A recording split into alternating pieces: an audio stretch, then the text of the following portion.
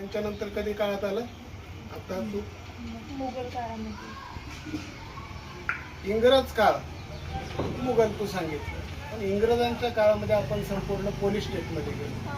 मुघलांमध्ये सुद्धा राज्यकर्ते झाले, पण ते पण काही जण चांगले होते जे जनतेची काळजी घेत होते. अकबरासारखा आपण राजा म्हणतो.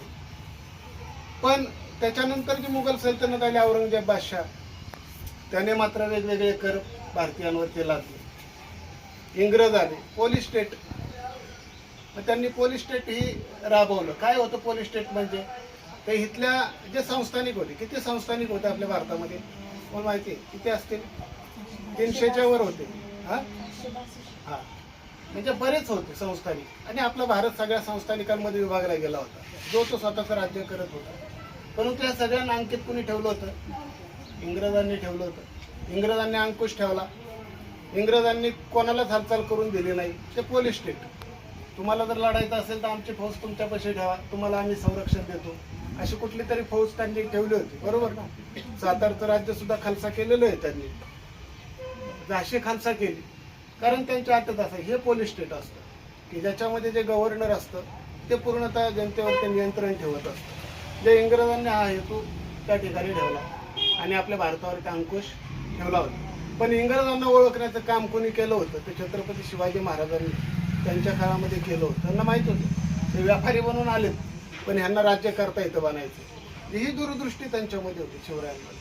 आज आपण तुम्ही आम्ही सगळे घटना अभ्यास, घटनेतील 12 ते 35 कलम जे आहेत तुम्हाला आम्हाला माहिती आहेत. त्याच्यामधले मला वाटते मूलभूत अधिकार जे आहेत, मूलभूत अधिकार तुम्हाला आम्हाला सगळ्यांना माहिती आहेत. पहिला अधिकार कुठला आहे? घटनेतील कलम 14 ते 18 जो सांगतो तो कुठला आहे? बट्टा मारत होते त्यावेळेस बलुतेदार आलुतेदार होते, डोंबाऱ्याचा खेळ चालू होता. आणि त्या ठिकाणी बघितलं तर एक पोरगा त्या ठिकाणी काय करत होता, हातात दांडपट्टा होता आणि त्या ठिकाणी काय करायचा, लिंबूवरती टाकायचा आणि तो लिंबूच्या वरच्या वर तो लिंबाचे 4 भाग त्या दांडपट्ट्याने करत असत हवेत उंच उंच. शिवाजीराजे बघत राहिले आणि म्हटले, त्याच्याबरोबर सरदार होते. शिवराय म्हटले नाही, म्हणजे त्याला बोलवून घ्या इकडं. त्याला बोलवून घेतलं शिवरायांनी आणि शिवरायांनी त्याला सांगितलं तू आमच्यासोबत चल. गडावर आणला त्याला, राजगडावरती, आणि त्याला सांगितलं आजपासून तू आमचा अंगरक्षक बनायचा. काय बघितलं होतं शिवरायांनी? प्रत्येकामध्ये असणार स्किल बघितलं त्या ठिकाणी, जात बघितली नाही. जो स्किल आहे त्याला त्यांनी जवळ केलेला आहे. आणि हा जीवा महाला पुढे तुम्हाला माहिती आहे सगळ्यांना, त्याने इतिहास घडवला. होता जीवा म्हणून वाचला शिवा.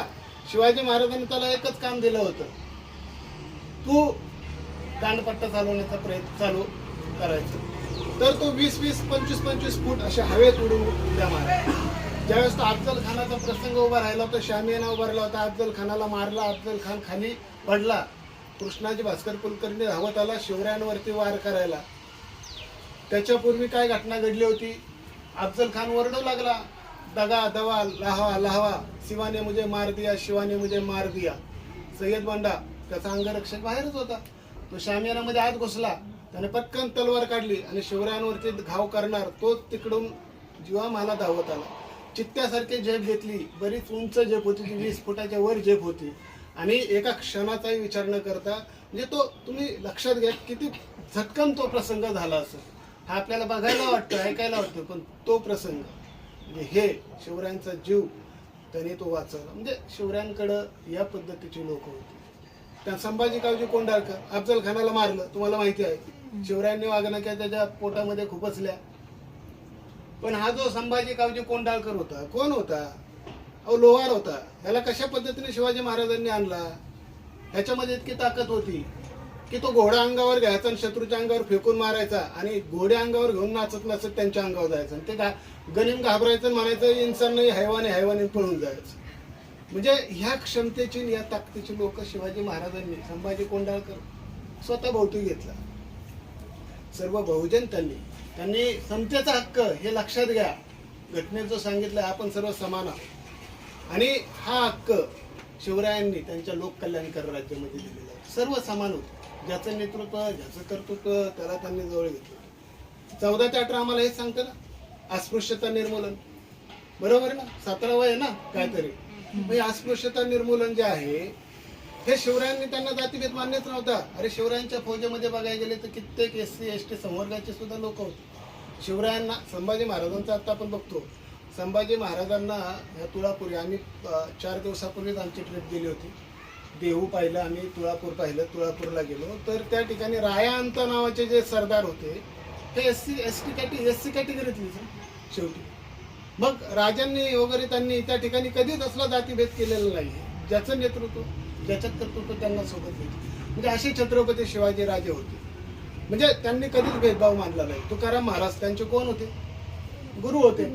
शिवाजी महाराजांनी आयुष्यात कोणाला गुरु मानले? एक तुकाराम महाराजांना, दुसरं म्हणजे जिजाऊंना त्यांनी आपल्या गुरुच्या स्थानी मानलेलं आहे.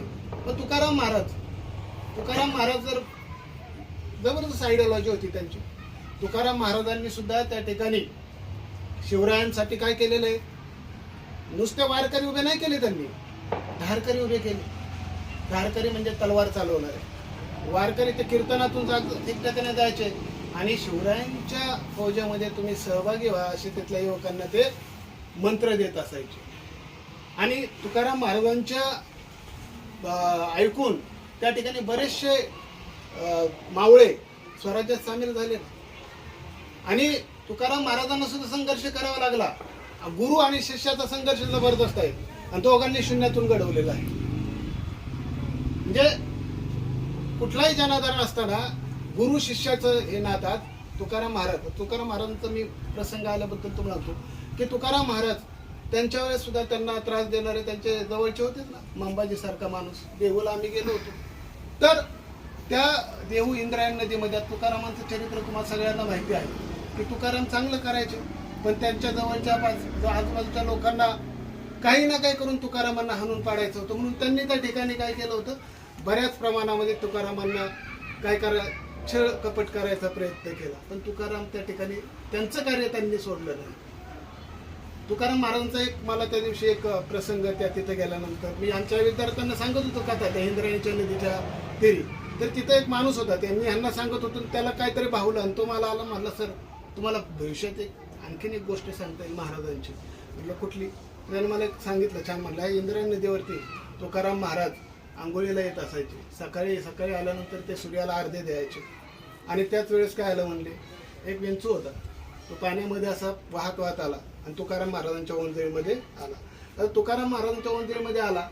आता ओंजळीमध्ये आल्यावर विंचू काय करणार आहे? म्हणणार आहे का बाबा मला धरलंय तू, माझ्यावरून प्रेमाने हात फिरवला आहेस, म्हणणार आहे का? नाही. विंचाने आपल्या स्वभावाप्रमाणे नांगी मारली. तुकाराम महाराजांना ती हे झाली, डोक्यामध्ये अशा फार वेदना झाल्या. पण तुकाराम महाराजांनी घेतला, त्याला कुठे नेऊन टाकला? नदीच्या बाहेर सोडला. आता नदीच्या बाहेर सोडल्यानंतर तिकडे एक माणूस बघत होता तुकाराम महाराज काय करतात. तुकाराम महाराज परत आले, वेदना तर झाल्या होत्या, परत पाणी घेतलं, परत लगेच तो विंचू आला, पुन्हा ओंजळीत शिरला आणि पुन्हा त्याने काय केली, त्यांना काय केला, डंख मारला. तुकाराम महाराज 2 वेळा झाले. तिसऱ्या वेळेस सुद्धा त्यांनी काय केलं, घेतला, बाहेर नेऊन ठेवला. त्या माणसालाच राग आला. तो माणूस इथं आला, म्हटलं काय म्हणलं तुकाराम. म्हणजे त्यावेळेस तर वेगळं होतं ना. त्यावेळेस काय त्यांना काही ते असे मानपान देत नव्हते. माणूस गेल्याच्या नंतर माणसाची किंमत कळते. हे तुम्हाला आपल्याला सगळ्यांना माहिती आहे. जोपर्यंत आहे त्यापर्यंत आपण त्याला किंमत देत नसतो. आणि मग ते तुकाराम महाराजांच्या जवळ आला, म्हणलं काय म्हणलं महाराज, दुसऱ्यांना शिकवता, विंचू देवाऱ्याशी आला, देवा पूजा ना आवडे त्याला, तुका म्हणे ते पैजराचे काम अधमासी व्हावे अधम. बरोबर ना, असं म्हणतात. आणि इथं ते विंचू येतोय, तुम्हाला चावतोय, तुम्ही त्याला काय करताय? बरोबर. तिथं त्याला जीवदान देत. तुकाराम महाराज म्हणाले, अरे तो विंचू आहे, त्याचा धर्म काय? डंख मारण्याचा आहे. आणि आपण कोण आहोत? साधू संत आहोत. आपला धर्म काय? बुडत्याला तारण्याचा आहे. बुडत्याला काय करायचं आहे? तारण्याचा. तो त्याचा धर्म सोडत नाही, मी माझा धर्म का सोडू? आयुष्यात नेहमी एक गोष्ट लक्षात ठेवा, आपण आपला चांगुलपणाचा धर्म कधी सोडू नका. हे खूप गरजेचं आहे.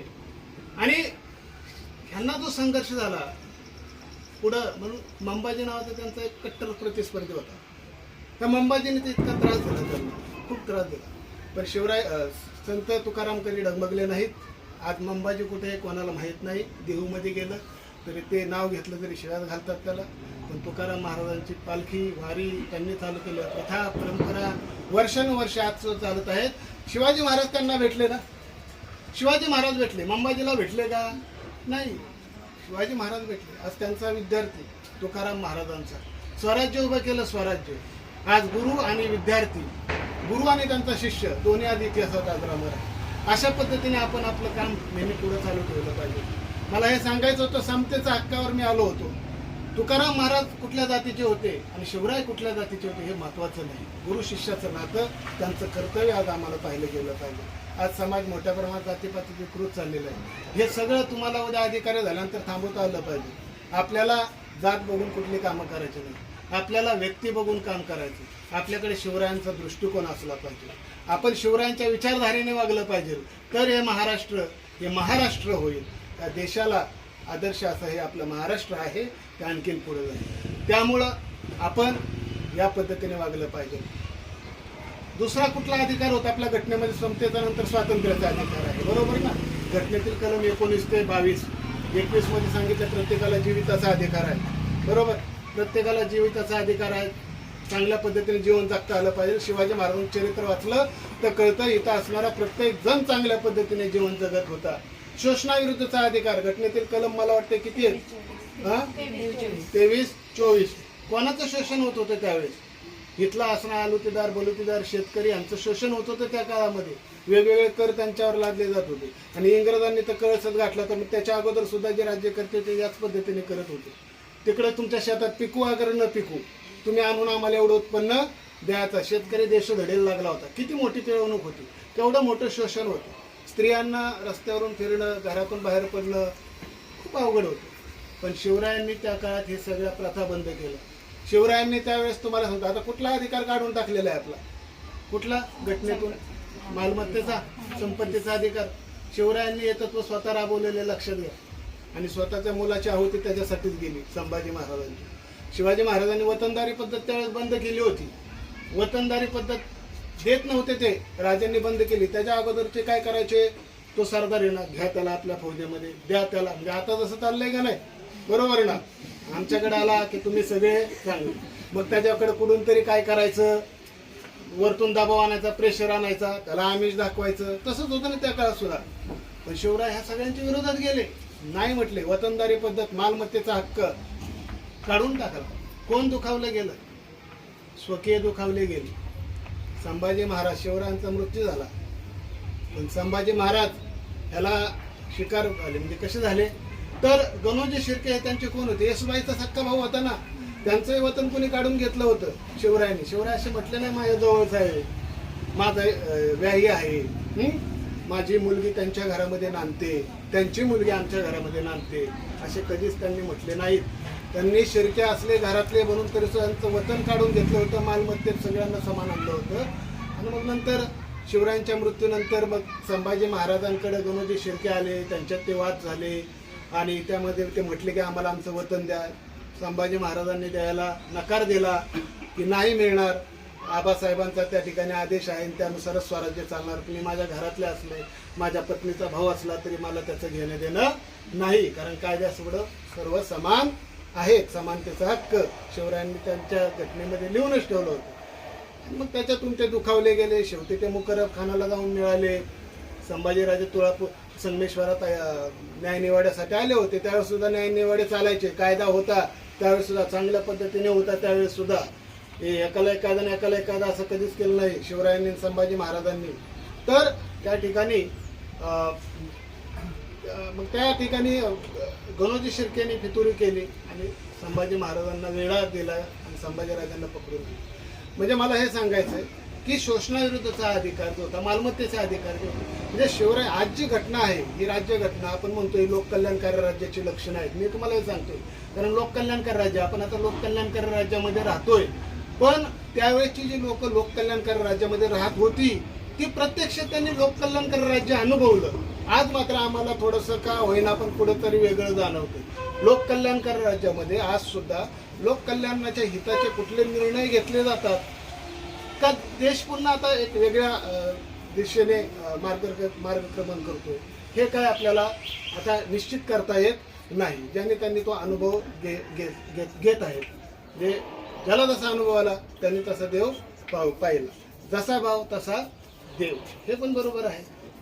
तर छत्रपती शिवाजी महाराजांनी त्यांच्या काळामध्ये रयतेचे स्वराज्य उभं केलं, निर्माण केलं. या ठिकाणी आज सुद्धा त्यांच्या विचारधारेने जर आपण सगळेजण पुढे गेलो तर आपण सुद्धा एक निश्चित आदर्श, स्वतः आदर्श व्हाल, इतरांपुढे आदर्श निर्माण करा आणि स्वतःच्या कामाचा एक प्रशासनामध्ये सुद्धा एक वेगळा ठसा निर्माण करा. आज या ठिकाणी आपण छत्रपती शिवाजी महाराजांच्या जयंती निमित्त या ठिकाणी एकत्रित आलो.